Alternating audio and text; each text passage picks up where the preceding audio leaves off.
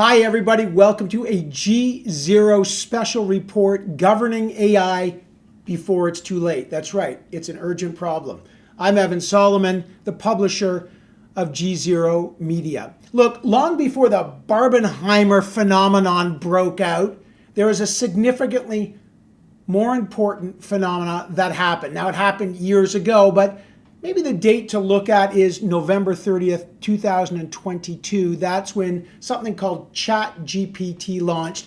And for many people, that's the beginning of the AI revolution. Now, of course, you might think, no, it doesn't. It started, the Greeks had an idea of a robot that would protect Crete. What about the Turing test back in the 50s or 1956 when AI began as a field? Yes, there's a long tradition of AI, but now it poses an urgent problem for governments and for people, and urgent potential opportunities. The question now is how to govern AI. What do governments do? To find out, I'm joined by the founder of both G0 Media and Eurasia Group, Ian Bremmer, and also by Mustafa Suleyman. He is one of the co-founders of a new AI company called Inflection AI, but you may know him also as one of the founders of DeepMind, which was sold to Google back in 2014. They've come together to publish an incredible article in Foreign Affairs on the AI paradox, how to govern AI. What do we need to do? How do we get it right? Is it even possible, or is this tilting at AI windmills? Well, let's find out. Ian and Mustafa, first of all, thanks for joining us. I didn't get the memo not to have a jacket, but I guess you guys did. Well, we've spent more time with each other over the past few months, so it's gotten more casual. Yeah, I got that. Ian, let me start with you. Bill Gates has said things like, AI is as important, as impactful an innovation, for example, as the computer itself. Just let's start with the big picture, Ian. Give us a sense of how significant the AI revolution is and why this moment is so urgent.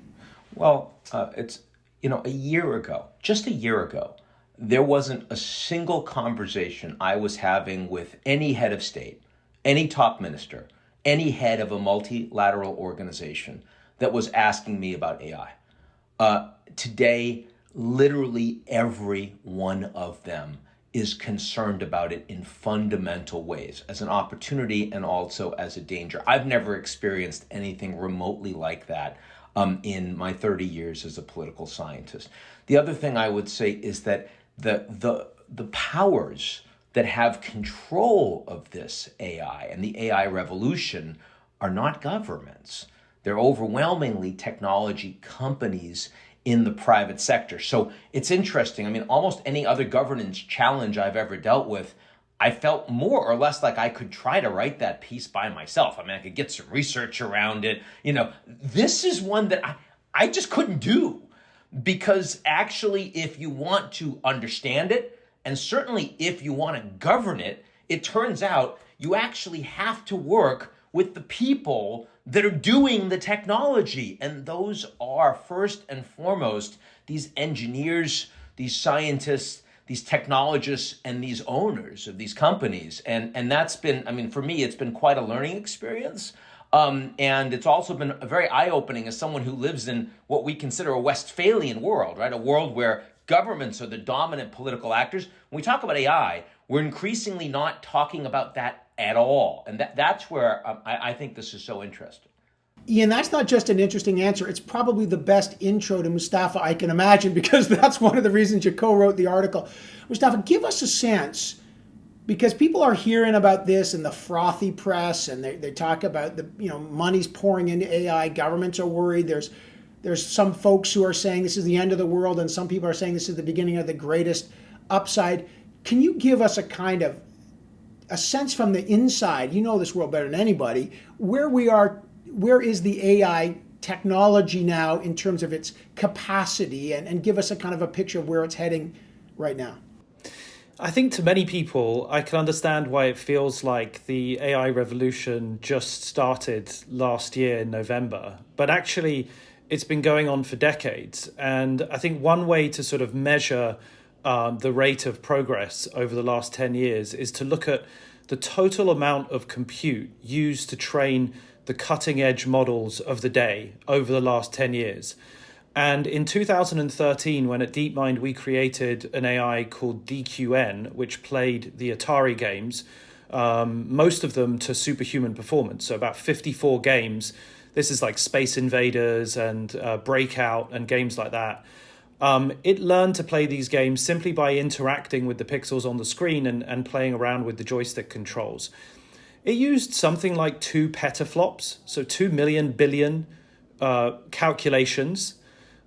Since then, the total amount of compute has 10x'd every year for the last 10 years. And that's only a crude measure, but it is a really eye-watering number, far, far greater than the rate of increase in something like Moore's Law, for example, which I'm sure many people will be familiar with. And so in some ways, this trajectory has been quite predictable. We now have language models that can produce human-level quality text with the style and tone, and content of, whatever direction that you give it at any given moment. And that really is quite profound, because language is the technology of civilization. It's the way that we communicate ideas, it's the way that we negotiate, and it's the way that we ultimately get stuff done and create and invent. And so if that now becomes the preserve of machines, then I think you can start to understand why some people are feeling, very, very hypey about the potential for this to be truly transformative. And for our viewers and our listeners, obviously we used to talk about the Moore's Law, computing power doubling every 2 years. We used to talk about the Turing test. Can a computer think for itself and sort of pass as human? As you talked about, Mustafa, your old company, when the computer beat the best Go player, Go, that very complicated game. All these were milestones, but we're moving into I want to throw a new term out, and Ian, you can define this, because you've talked about this a lot. A technopolar moment that, because of what Mustafa's talking about, it has created a new thing. What is the technopolar moment, Ian? The technopolar moment is when technology companies are functionally sovereign in the digital world. They define the platforms and how you behave on the platforms, what you see, who you interact with, whether or not you're allowed on the platform or not, how you behave. I mean, increasingly, the more time we spend intermediated by these algorithms, it's affecting who we are as people. It's not just nature and nurture anymore. It's increasingly algorithmic. So on the one hand, you can say, well, sure, technology companies are critical in the digital world, but the digital world doesn't matter that much. That was true when the internet was first started. But in the world of AI, with the extraordinary exponential growth that Mustafa is not only talking about, but personally driving, suddenly what is meant by the digital world impinges on everything we do and engage in. I mean, dual-use technologies made a lot of sense when you're talking about, Huawei working with the Chinese defense industry, working with the Chinese military, and you say, well, you don't want, the military to have access to these technologies, so you're not going to work with Huawei. But when you talk about AI, everything is dual use. These are general models, and you can use them for the civilian, environment. You can use them for national security. And so what we're saying is that suddenly, in a technopolar world, given AI's power, that you have a small number of technology companies, which in short order may be a very large number of technology companies, that are actually determining sovereign outcomes. And if governments want to play a role in that, if they want to set the rules for that, they need to do it like now. They really needed to do it a year ago, or they're going to be left behind. And so the technopolar moment that Mustafa and I are talking about is one that will define how power is distributed in the global order over the coming generation.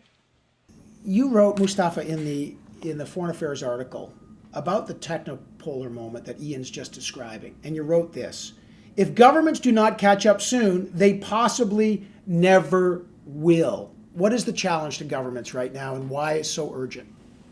Look, here is the challenge. I mean, the returns to capital compound faster than the returns to other things. So if intelligence becomes capital, then companies are currently the creators of this new type of intelligence. And so they'll, of course, use that intelligence to advance their commercial agendas. Naturally, that's a great thing, and it will produce huge, huge value.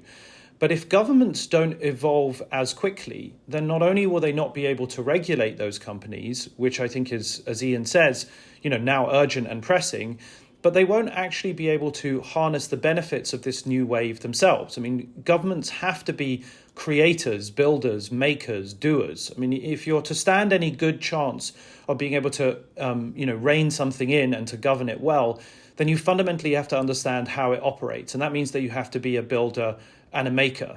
And I think that's the big challenge for government. It's sort of failed to exercise the muscle of being a first-party creator of things in the last 30 or 40 years. It's become a commissioner of services, buying in from outside. And that has real limitations. And unfortunately, I think we're about to see what that looks like as we pay the price for years of not investing in sort of government-funded activity like this. Well, and there's going to be questions, do they even understand what they're trying to regulate? But let's get to that. I feel like this has been the kind of intellectual hors d'oeuvre course to set it up. Let's get to the main course, which is the article, Ian, which is the challenge of governance. And how could you possibly govern/regulate a phenomenon so dispersed and moving so quickly as AI? Well, we're proposing a techno-prudential set of policies, sort of like we have in global finance right now. It's called macroprudential. This is the idea that you identify and contain risks to stability, to global stability, that are coming from artificial intelligence, coming from the proliferation of this technology, coming from the disinformation that emerges from chatbots and also can be used and pushed by those that have access to them, but without choking off the innovation opportunities, the enormous wealth, the globalization 2.0 that can come from investing and using AI. So that's the backdrop. That is the challenge. That's what we need to do. And we set up in this piece a set of 5 principles that we think that any policy, any effective policy in AI has to actually adhere to. And then we talk about what we think some of those institutions should be. So, I mean, if you want, I can list the principles really quickly. Do it. First, I like how you drop like a $47 word like techno-prudentialism, like it's nothing. But okay, but that's actually important to understand. What are the 5 principles, Ian, if you want to outline them real quick? Sure. They're a lot easier than techno-prudential, I'll tell you that. And by the way, the reason we like global finance as a backstop, not only because there are organizations that already exist that do this, that limit harm but maintain global stability, but don't choke off innovation, and they're not politicized because they know they need the global markets to function. You can be China, the US, Europe, doesn't matter. You know you need it. And that's why we have a financial stability board. That's why we have Bank of International Settlements. That's why we have the IMF, where the Chinese, they fully participate, just like the Americans, right? So that's what we need when we talk about AI in the technological space. So 5 big principles. First is the precautionary principle, do no harm. Second, these institutions, governance has to be agile because AI is changing so incredibly quickly. And it means that institutions, if they can't reconstitute themselves, if they can't move with the technology, they will be outdated before they're even created. They have to be inclusive. Mustafa and I already hinted at this when we say that technology companies are sovereign in the space. That means any governance you have is going to have to bring governments and technology corporations together as actors, not just governments by themselves. They have to be impermeable because you can't have slippage. These have to be global. They have to involve the whole supply chain because if you don't govern all of AI globally, given the proliferation of the technology, you're not governing it. And then finally, they need to be targeted. One size will not fit all. You're not going to do all of this with one global institution. There's going to be an entire architecture. So those are our 5 principles that I think if you want to have any success in the field and governance, Mustafa and I believe you need to adhere to those. Those are a good framework, Mustafa. But people listening might think, haven't I heard about, isn't the UN doing something? Isn't the European Union doing something? Haven't I heard something about like Hiroshima? They're going to do something. Like, where are we on global regulation today?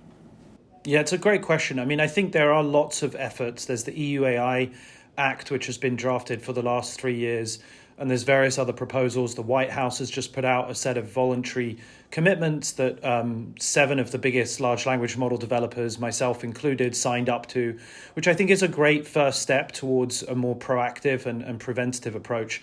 I do think that what's different this time with this round of efforts is that having the precautionary principle as a headline goal is actually unlike previous waves of regulatory proposals. I mean, to start with the principle that we should be techno-prudentialists, right, to be cautious, is actually quite exceptional. And I think that is a reflection of how seriously, we and other governments, I think, are taking this moment, that it's time for a slightly different approach to the one that we might be used to.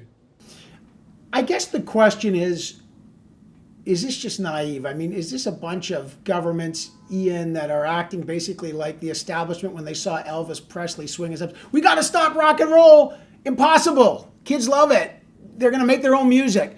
Like, how possible is it to actually form a global regulatory environment when China and the US are at odds? It's a zero-sum game for them. Innovations bursting out in the seams. How realistic is any effort at regulation, even with these 5 principles? Well, one, it's going to become a lot more realistic as crises start occurring.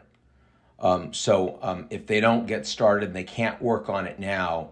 Look, the US and China don't have any direct defense conversations right now, though they do have lots of direct conversations in these global financial institutions. So I think our hope is that we're creating a conversation that a lot of people can see and can engage in, so that when there are inevitable crises, and they're going to get big fast, that people will already be pointed in the right direction. Because if you ask me, given where the state of the world is right now, we just came out of a pandemic where the Chinese refused to allow any data to be made public, and many, many people were killed as a consequence of that by COVID, and the Americans pulled out of the WHO under the Trump administration. So, I mean, our last 3 years do not give us hope on global cooperation. But everything that Mustafa's doing in his field makes it completely critical that we have to get this right really, really fast. Like, it's not like climate change where we can ignore it for a few decades and then our kids are going to go, oh, you guys, now you better take this seriously because look what you're doing. We don't have a few decades, right? So I think. But isn't that part of the problem? If even on climate change it was difficult to get, I mean, we have global ideas and we have global targets, but we have lots of leakages, lots of people who just don't comply. That's been hard. So I like your prudentialism model because it's a financial model. Is it easy to enforce or regulate, Ian, or is that going to be the challenge? I let Mustafa weigh in on this too. It's going to be very hard to regulate, but it's going to be impossible to regulate unless the governments and the technology companies start working together on this now. And, Mustafa was there with President Biden and with the other top AI companies just a couple of weeks ago. That was the first effort in the United States. It was voluntary. An executive order is likely coming down in the next couple of weeks. Everyone sees the urgency. Usually when you talk about policy in a new space, people understand, like they think they know what the answer is, but there's no urgency. They're like, we can't do that. We don't have the political capital. Here it is exactly the opposite. Everyone understands we need to take action now, and what they don't have is a roadmap. So what Mustafa and I are trying to do is help them with the roadmap, help an awful lot of government leaders who understand that they are like really, really late to this party. Here's the way you need to think about it. And it's very different way to do it. What's up? Just to add to that, regulation isn't just about the letter of the law. It's about the culture and the approach that we bring to both self-regulation, but also educating regulators about what's coming. And I think that what's different this time around versus, say, 10 or 15 years ago with social media and the tech platforms is that the current crop of AI leaders, myself included, we've been raising questions and concerns about these technologies for a very long time. But we're also natural optimists, and we see the incredible upside. And so we want innovation to continue at pace. And we're pretty confident that, like, with sensible interventions, there are things that we can do collectively to make sure that they end up doing much, much more good than harm. The downsides can be mitigated. We're a very resilient species. We're a very adaptive species. And, there's lots of evidence where regulation has been successful in the past. So it's not a dirty word or something to be feared. It's something to just be embraced proactively and thoughtfully. Just to quickly pick up, sensible interventions. Give us an example of that. For example, it's important that we understand what training data has been used in an AI system. Where has that data come from? Does it include underlying biases? Are there holes or gaps? Does it overrepresent or underrepresent certain ideas? Secondly, we should be able to red team these models. That means that you have independent external experts who adversarially attack a model to encourage it to produce bad behaviors. So, for example, these kinds of tools can be used to provide a kind of expert coaching if you want to develop a biological weapon. It's a step-by-step guide on where to get access to tools, how to put them together, what to look out for, how to run experiments. It's quite possible for us to red team these models to be able to demonstrate that they can't produce those kinds of outputs. My own AI, for example, called Pi, which stands for Personal Intelligence at Inflection, doesn't produce this kind of, bioweapons coaching support. And that's because we've worked super hard on safety, and many of the other LLM providers have done the same thing. So I'm pretty confident that as these models get bigger, they actually get more controllable, and we can be very directive about the kinds of outputs they produce and those that they don't. So subjecting that to external oversight has got to be a good thing. That's fascinating. Ian, let's just get practical, because Mustafa, they're getting practical of what some kind of sensible approaches might be.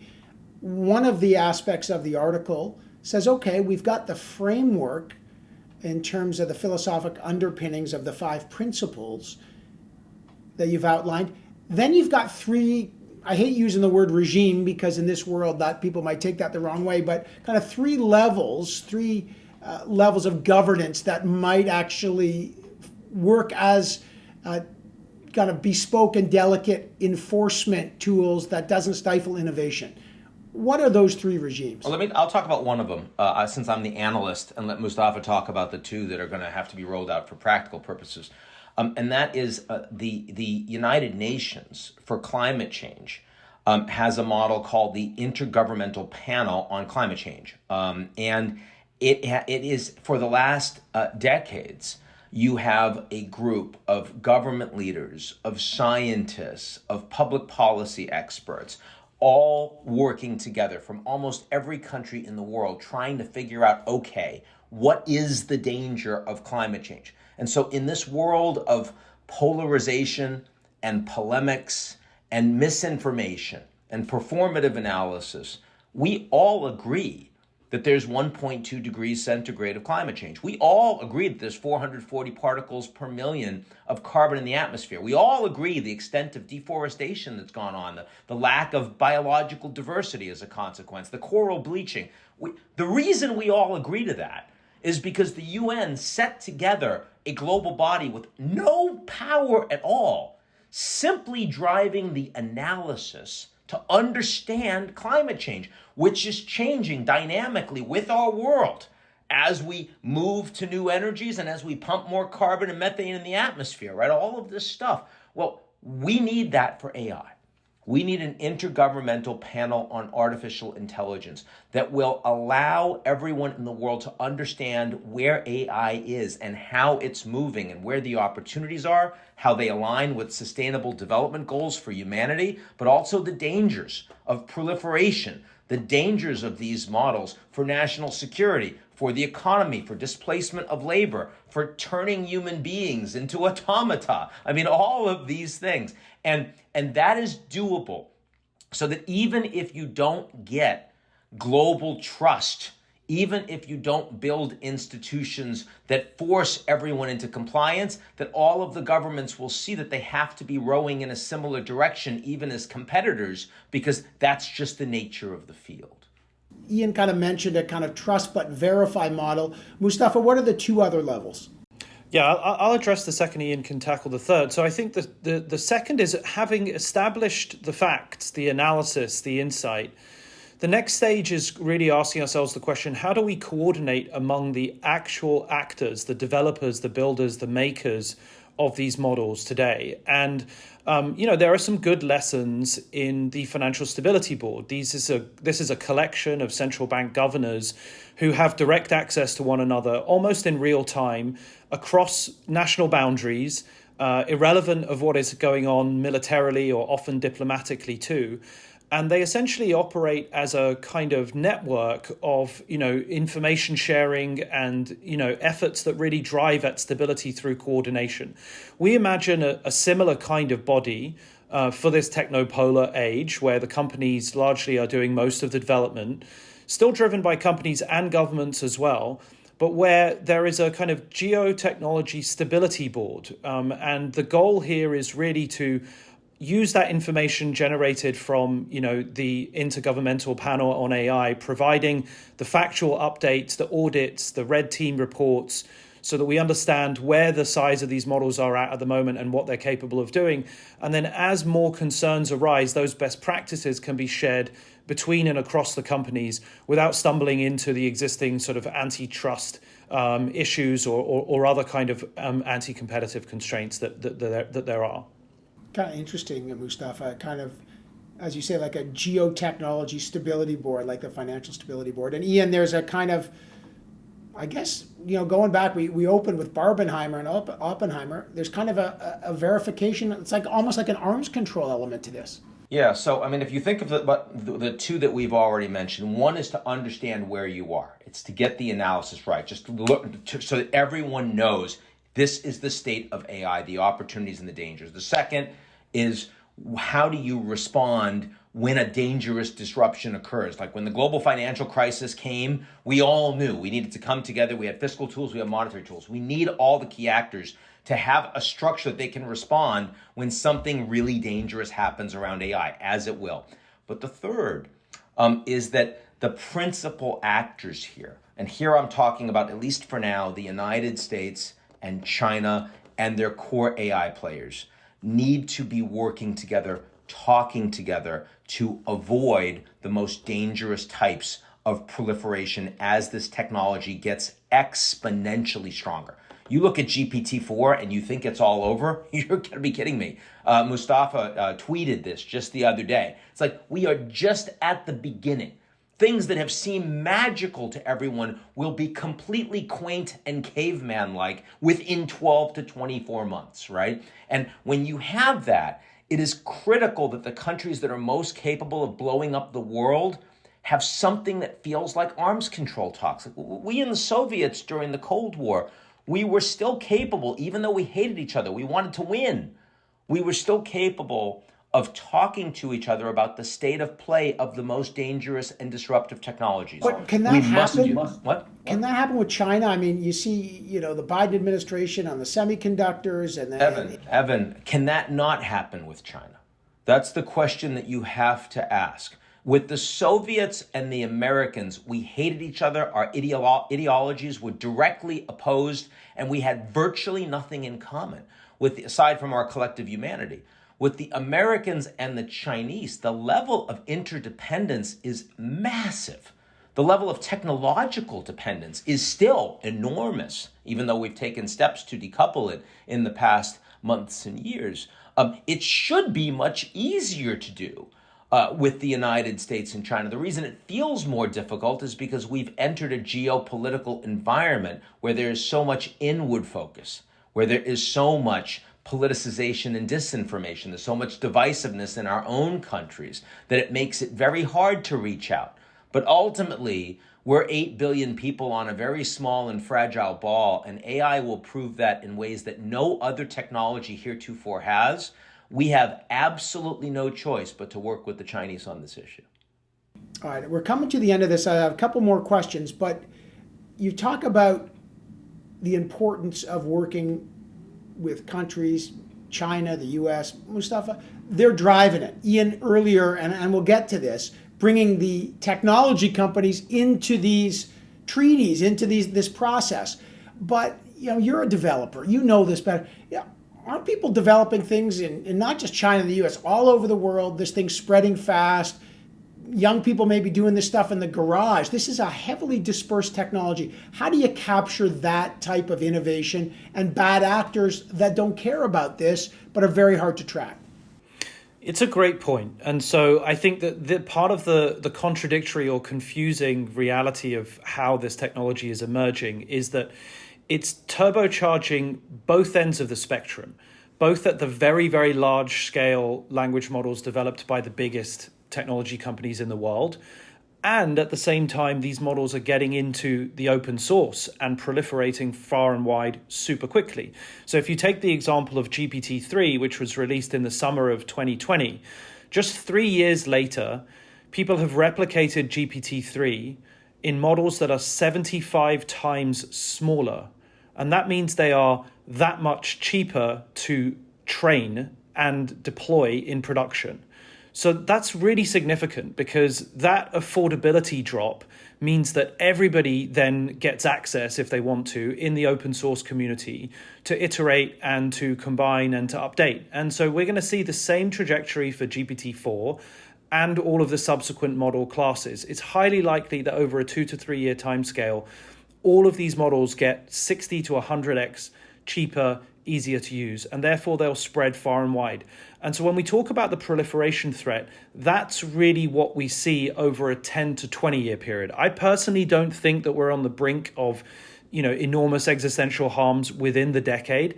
But I think looking out further than that, when we're at, a GPT-15, for example, and remember that each jump between a model, 3 and 4 or 4 and 5 is an order of magnitude. So 10x. It's not just an incremental jump, it's an exponential jump, a 10x jump. So when I talk about a GPT-15, I'm talking about, 10 orders of magnitude more compute used to train the cutting edge models in 15 years time or so. And that I do think is, that's what we're getting at when there are some really serious things for us to contend with. Yeah, proliferation, a feature, not a bug of this, and maybe even built in with the generative side. Ian, real quick, last question on governance. One of the models you and Mustafa talk about is bringing in the tech companies into this. How do you protect against regulatory capture in the kind of political term or in the kind of regular term that the foxes are guarding the hen house and making the rules? Well, regulatory capture has been a defining component of the U.S. political system for many decades now. So that is a problem that pre-exists. I would much rather have that conversation happen on a level playing field, open and transparent, than I would have it happening through dark money and lobbying and a one-way conversation where the private sector believes that the government is its client, and it's not, right? I mean, this is the problem. And look, one of the reasons why people are so angry in the United States right now, angrier than in many other advanced industrial democracies, is because the United States is particularly susceptible to the control from animal spirits onto governments. They feel like they're no longer living in a representative democracy. So this is a problem we are well down the road on. We're not fixing.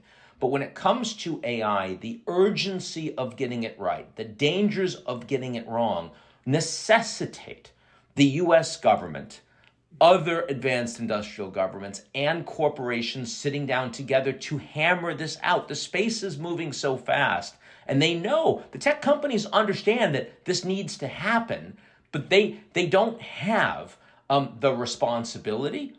They're certainly not spending the time or effort. I mean, if you're Mustafa, and, this is cutthroat. He's in that room with 6 other, AI developers, and they're all raising tons of money. They want to kill each other, right? I mean, ultimately, they want to be number one. And so if you want to talk about governance in the space, they have to work with the governments together. And the governments have no choice because they don't understand what the hell's going on in this. Well, and so the argument that we make in the article is that this is the very reason why we have to have inclusivity, because we're sort of not aspiring to a technopolar world. We're observing that a technopolar world exists. It's here. And so it can't just be governments and companies that are driving this agenda. We have to have non-governmental organizations, civil society groups, academics, activists, critics at the table participating in the process all the way through. And I think that's actually going to be critical, because it isn't going to be the legislative process which gets here first, certainly not in the US. I mean, this is going to be super tough to find bipartisan agreement on something like this, although we should try. It's going to be much more informal, culture building, self-regulatory practices. And that means there's plenty of room to invite a much more inclusive and more diverse group of stakeholders. I mean, Evan, if a political scientist and an AI technologist can get together and agree on these things, surely, the head of Google and the U.S. government can, right? Look, the problem's urgent. We got to act quickly. So let's do a quick round of rapid fire. Okay, so quick answers here for an urgent time. Ian, what is the worst case scenario that you see if we don't get this kind of regulation? Worst case scenario and signs that we're there. Worst case scenario would be we lose our democracy. Worst case scenario is, cyber attacks, bio attacks, 10x worse than anything we've ever experienced before. Worst scenario is that the United States and China, in mistrusting each other, one takes massive preemptive strike against the other to stop it from developing a technology that it views would otherwise be an extraordinary advance. And that's just getting started. Mustafa can scare you more. I don't want to be scared more. Let's go to the other side. Best case scenario, Mustafa. The best case scenario is easy. I mean, this is going to produce radical abundance. If we mitigate the downsides, then we are on a trajectory to have the most productive couple of decades in the history of our species. I mean, we are creating intelligent agents that will be as good as most humans at teaching, at creativity, at invention, at research in science.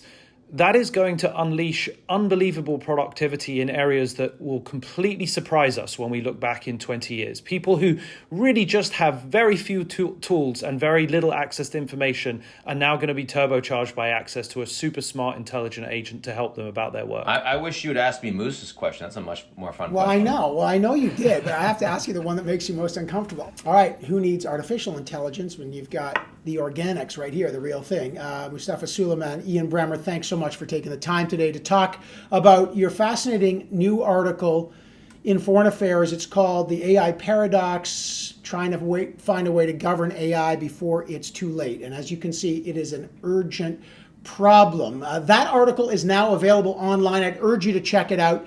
It's really important. You can also check out all of our coverage of AI on G0 Media at g0media.com. You'll find free subscriptions to our daily newsletter, Ian's weekly newsletter, and lots more, including links to our PBS program, G0 World. Also, if you're really fascinated by this, on September 5th, Mustafa is publishing a new book, and it's worthwhile checking it out. It's called The Coming Wave, Technology, Power, and the 21st Century's Greatest Dilemma. It's all about AI and containment. It's out September 5th, but you can pre-order it now.